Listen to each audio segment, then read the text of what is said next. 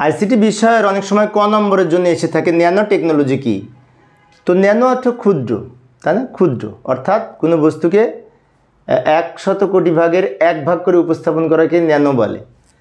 যেমন আমরা সংজ্ঞাটা এভাবে লিখতে পারি ন্যানো প্রযুক্তির। ন্যানো টেকনোলজি হলো এমন একটি প্রযুক্তি যেখানে 1 থেকে 100 ন্যানোমিটার স্কেলে একটি বস্তুকে নিপুণভাবে ব্যবহার করা যায়।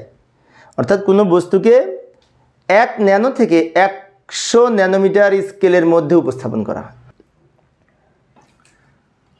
তো ন্যানো টেকনোলজি সম্পর্কে আরও যদি কিছু তথ্য লক্ষ্য করি, ন্যানো একটি মাপার একক। সাধারণত 1 ন্যানোমিটার হচ্ছে 1 মিটারের 100 কোটি ভাগের 1 ভাগ। 1 মিটারের 100 কোটি ভাগের 1 ভাগ, অর্থাৎ 1 ন্যানোমিটার সমান 10⁻⁹ মিটার। তাহলে 1কে 100 কোটি দিয়ে ভাগ করলে যে অংশটা হয় সেটি হচ্ছে 1 ন্যানোমিটার। 1 মিটারকে ভাগ করলে ইঞ্চির সাথে যদি তুলনা করি তাহলে এই 2,54,00,000 ন্যানোমিটারে 1 ইঞ্চি হয়। 2,54,00,000 ন্যানোমিটারে 1 ইঞ্চি হয়। তাহলে ন্যানো কত ক্ষুদ্র, তাই না? তো এই ন্যানো প্রযুক্তি বিভিন্ন ক্ষেত্রে ব্যবহার করা হয়। তো তোমরা মূলত পরীক্ষায় আসলে ক মার্কসের জন্য এইটুকু লিখবে।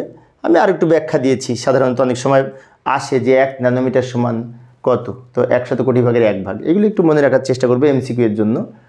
আর এই ন্যানোমিটার সম্পর্কে, ন্যানো টেকনোলজির সম্পর্কে সৃজনশীল প্রশ্ন যেগুলি এসেছে আমি এই প্লেলিস্টে দিয়ে রেখেছি, ওখান থেকে তোমরা দেখে নিতে পারবে। ধন্যবাদ সবাইকে।